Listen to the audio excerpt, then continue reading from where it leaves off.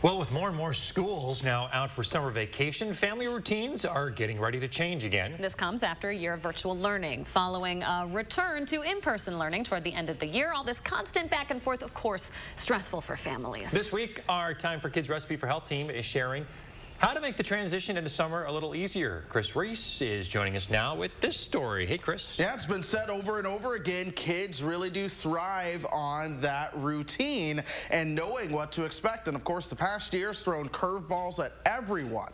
But with the summer days soon to be in full swing, SSM Health pediatrician Heather Reichert says a daily schedule is key to a smooth transition. Having a wake-up time and a bedtime, even if it's a little bit later than it was before. Things like having a family calendar so kids can know when to expect big events or even plan small events like going out to ice cream can be helpful. And then talking to your kids ahead of time about what the schedule will look like and what to expect.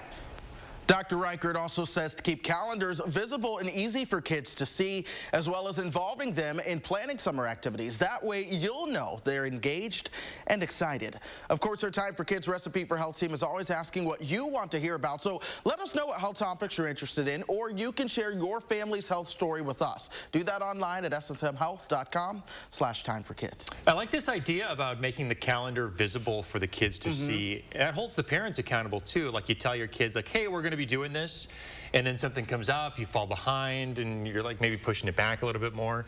You know, this way there are some realistic expectations and everybody's on the same page. I like that. You know, I've got to say I grew up not having a family calendar, but one thing I can say is that a lot of my friends did. I always noticed that. Even my aunt and my cousins had the family calendar, and I thought that made a big difference. And so it's something I plan on taking forward. Well done. All right. Good stuff, Chris Reese. Thanks. My pleasure. 6:30.